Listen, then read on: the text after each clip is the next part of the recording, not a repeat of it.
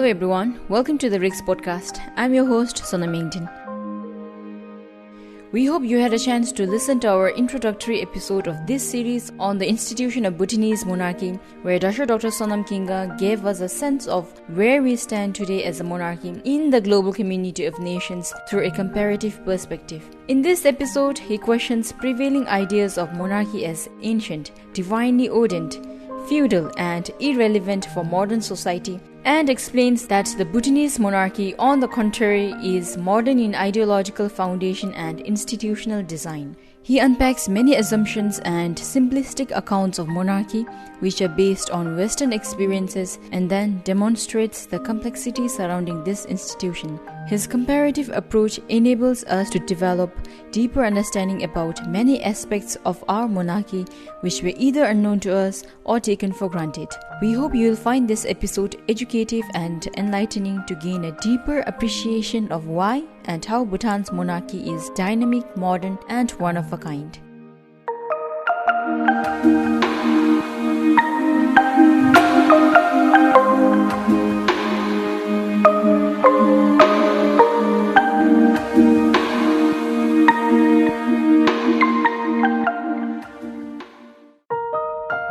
In this episode, I would like to discuss about the modernity of Bhutanese monarchy. The first question we need to ask is, why bother talking even about the modernity of monarchy? Isn't it something given, or is it something that's taken for granted? The basis of this talk is a body of scholarship, kingship studies, as well as the view that an institution like monarchy, which has been in existence for thousands of years, is actually old-fashioned, is traditional, feudal in orientation, divinely ordained, and therefore not suitable for organizing modern socio-political life.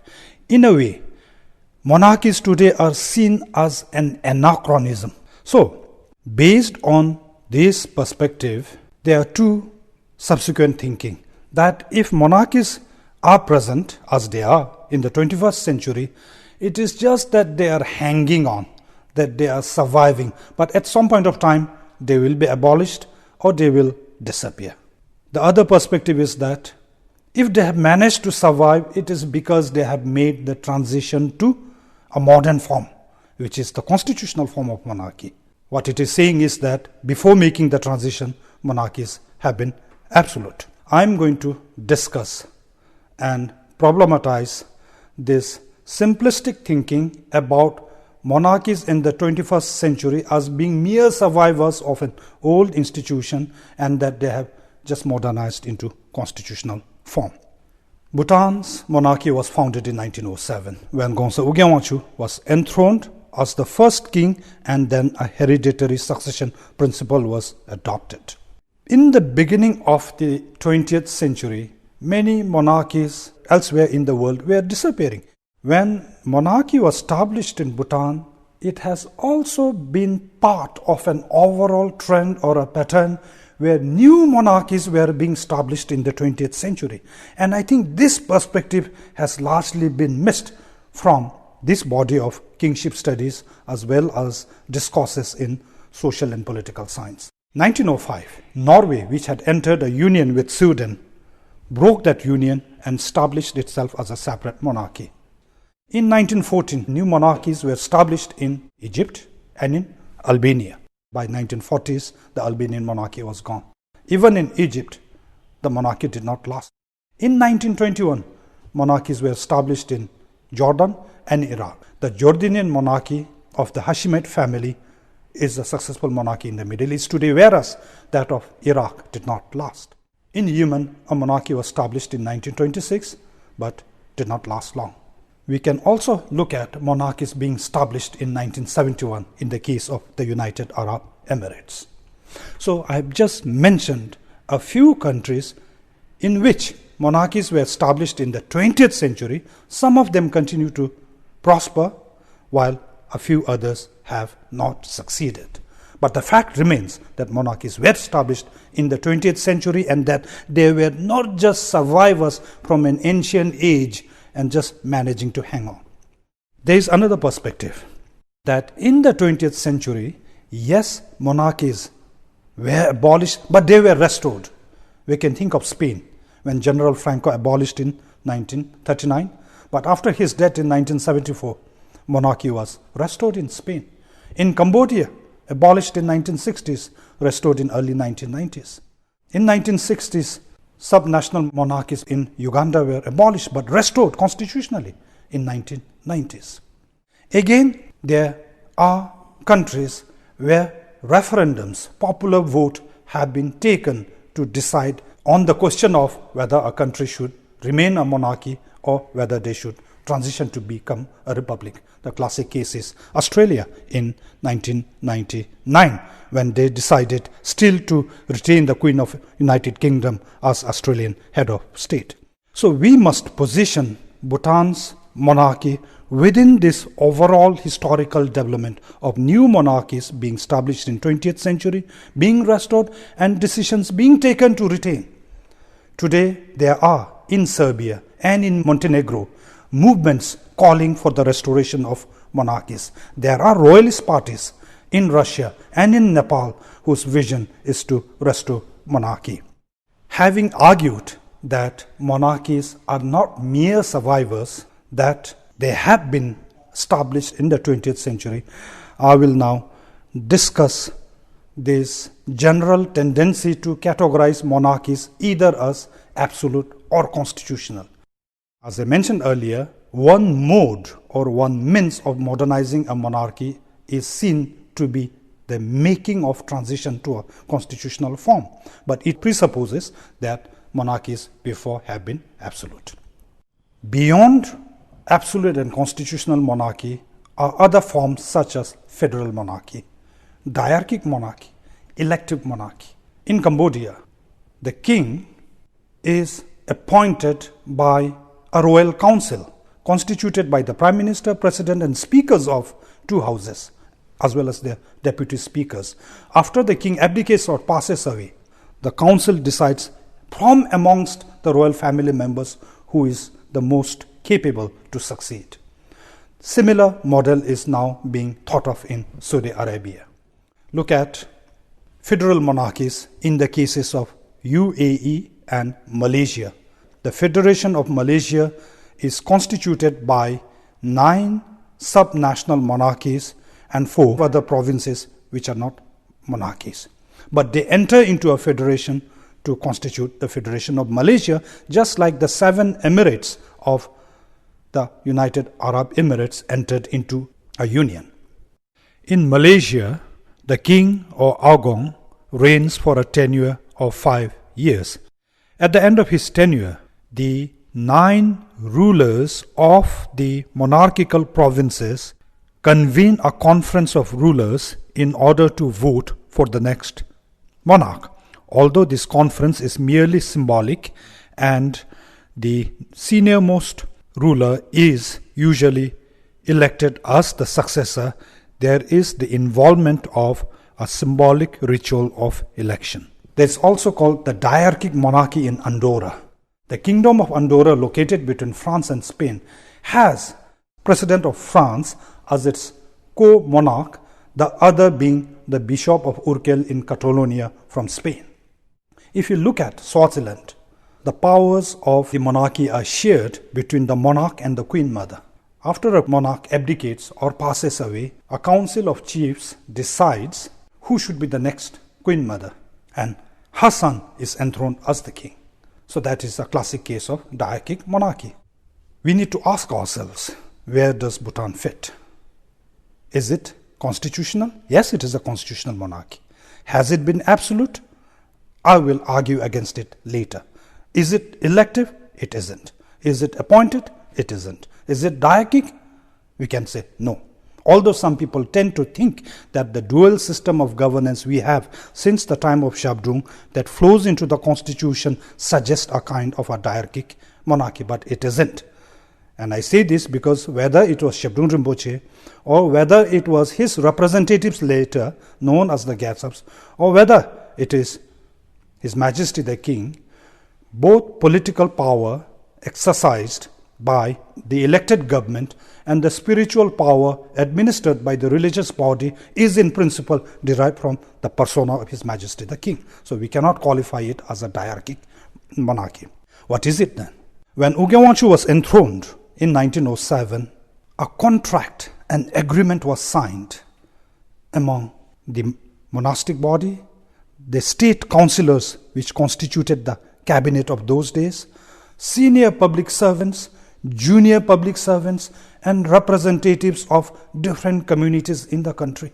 The fact that different groups of Bhutanese society came together and entered into a legal contract with the then Tongsa Penlop to enthrone him as the monarch and recognize his descendants as hereditary successors point to a totally new political development unheard of elsewhere, especially in relation to the establishment of monarchies. I have made reference to the idea of absolute monarchy earlier. This idea was founded on the belief that monarchs are representatives of gods on earth, and hence they enjoyed absolute powers to reign over their people and remained only accountable to the God in heaven, not to their people on earth. Known as the divine rights of kings, this divinely ordained concept of absolute monarchy was increasingly questioned and rejected in Europe during what was called the Age of Enlightenment. So people demanded that monarchs must have the people's consent to govern. Revolutions broke out to build new political systems based on this new belief. Yes, we have ancient prophecies that predict the coming of Ugewonchu. Yes, we know that Ugewonchu belongs to the illustrious family of Tertan Pema Lingpa, a foremost Buddhist master and a discoverer of sacred treasures.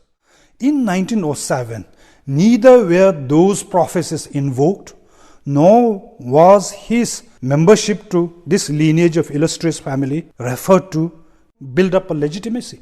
What simply happened was that the leaders and the people and monastic community came together and gave him their consent, their agreement for him to be king and succession to be hereditary, anchoring the legitimacy of a regime in popular support is actually a very modern aspect of governance, and that is what happened in 1907. There is also something else that happened.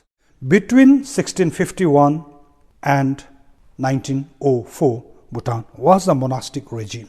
After the founder, Shabdrung Namgyal, passed away in 1651, he was succeeded, starting 1681, by a series of representatives called Gyatsaps. There were 16 of them. Who were these Gyatsaps, or representatives of Shabdrung Rinpoche? The mind reincarnations, speech reincarnations of Shabdrung Rinpoche, reincarnations of his son, Gyaltse Jambel Daoji, as well as the reincarnation of a close family scion, Geshe Tenzin Rabge, were enthroned as Gyatsaps. The idea of succession was based on reincarnation. Of course, most of the Gyatsaps were enthroned at a very young age, and power was exercised more by civil rulers known as Druk Desis, of which there were 59. And the spiritual authority was exercised by the chief abbot, whom we know and revere as the Je Khenpo. In 1907, when Ugewonchu was enthroned, the offices of the Druk Desi and the Gyaltsab ceased to exist. The Druk Gyalpo now became both the head of the state and head of the government. In European intellectual terms, the Bhutanese head of state becomes secular. So this move towards a more secular mode of regime also establishes the modernity of Bhutanese monarchy. For Bhutan, one of the most important tasks in the beginning of the 20th century was to consolidate the new state and actually ensure its survival. Owing to geopolitical developments, there were threats that jeopardized, that endangered Bhutanese security and sovereignty. The survival of Bhutan as a sovereign state in a turbulent century, in a turbulent region, is a remarkable achievement of the successive kings of Bhutan. Beginning the third king's reign, we see tremendous efforts directed towards the modernization of society. What I'm trying to say is how the kings now become the agency of modernizing Bhutanese society. And we can have many examples roped in to attest to this argument. It is common knowledge how the third king launched the construction of roads, the introduction of modern public education, the building of a health system, communications. I'm not going to talk about this here, as many articles and books have already been written about them. I will just cite a few examples to establish how the kings played the role of a modernizing agency. It was the third king who abolished serfdom in the 1950s. Bhutan was not a feudal society, but there were aspects of feudalism where some aristocratic families and nobilities owned serfs. It was the monarchy who abolished serfdom and gave the serfs private lands. In providing lands to serfs and also to landless people, and in fixing land ceilings, the third king, the fourth king, and His Majesty the King today have demonstrated how monarchy becomes an agency not just of modernization but of social equalizer. It was the monarchy that abolished capital punishment in Bhutan. Views elsewhere talk about how monarchy may not be the right political institution for defending human rights. But researchers and scholarship have shown now that monarchy may be the best institutional guarantee for private property as well as human rights. I go back to my earlier point that there is this thinking about how the constitutional form of monarchy is deemed to be modern. Bhutan's monarchy, as I said, have come into being by the signing of a contract. The contract itself creates a condition of limitation. You are in an agreement with members of the rest of the society. As Buddhist kings or Chogyal, there is this expectation from society as to how a Buddhist king should conduct governance in compliance to Buddhist precepts, righteous reign, adhering to Buddhist principles. This societal expectation itself conditions the space within which a Buddhist king governs. The constitutional means of modernizing Bhutanese kingship happens when the third king first established the National Assembly in 1953. This law-making institution was first an advisory or a conciliar body. It became more popular and sovereign both in terms of representation of the people and the powers it enjoyed.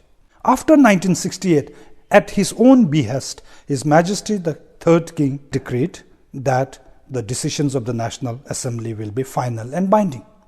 We see a relocation of the idea of sovereignty from the king to the parliament. It was also in 1968 when the third king proposed constitutionalizing the monarchy by having in the parliament a mechanism of registering a vote of confidence every 3 years in the king, and at least 2 rounds of vote of confidence were held in 1968 and 1971.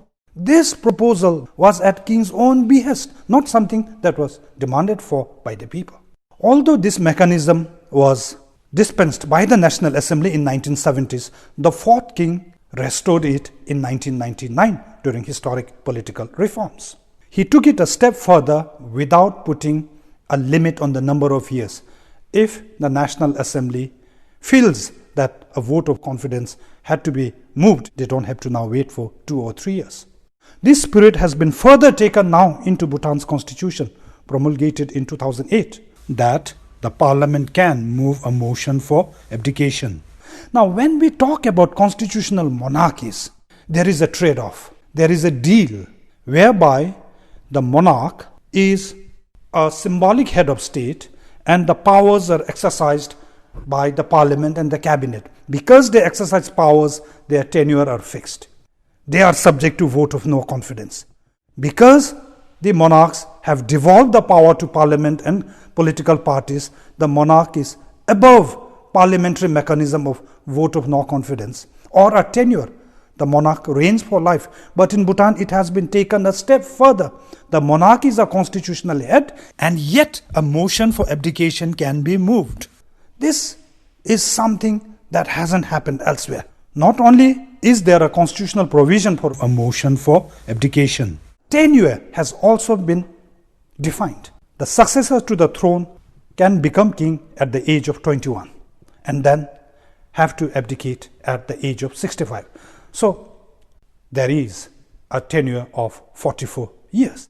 Many people would think that this is going too far, that Bhutanese monarchies have given too much, but these constitutional provisions and parliamentary mechanisms have been instituted by the Bhutanese monarch following a tradition of gradual but steady devolution of power to the people. So what I have tried to do in this session is establish the fact that Bhutanese monarchy is modern. The fact that the Bhutanese monarchy was established in the 20th century, a modern period, a modern time, that its ideological foundation was not derived from divinity, but based on a contract and popular support. The fact that successive monarchs have become the agency of modernization, that the Bhutanese monarchy, in fact, were never absolute, that the contractual terms, that the idea of a Buddhist kingship, that the legal and constitutional provisions had spaces that were defined. These attributes, these aspects of the Bhutanese monarchy not only made it modern, but the modernity has been taken further in Bhutan's new constitution. For Bhutan, therefore, the resilience of the monarchy and its renewal through continuous process of reforms which it initiated despite the absence of popular demand makes it a very relevant political institution, and more so as a symbol of unity for Bhutan, which is geographically and demographically small but quite huge in terms of the mix of ethno-linguistic diversity as well as religious faith. In my next episode, I will discuss the actual text of the Genja of 1907. What is the format of this Genja? What is the content? And what flowed out of that Genja that defined Bhutan as a modern nation state? Thank you. With this, we come to the end of this episode on the modernity of the Bhutanese monarchy. We would like to thank Dasho for sharing information, analysis and perspectives from his ongoing research work on Buddhist kingship and modern monarchy. We hope you enjoyed the talk as much as we did. Please don't miss the final episode of this series on the historical Genja or the contractual document of 1907 which led to the establishment of monarchy. For the first time, we will have an opportunity to really go into the short text of the Genja, which, as Dasho explains, is saturated and dense in meanings and symbolism. He explains its format, content, and significance and brings to life this historic document which remained fossilized in popular medium and imagination as a sacred document defined by numerous circular seals.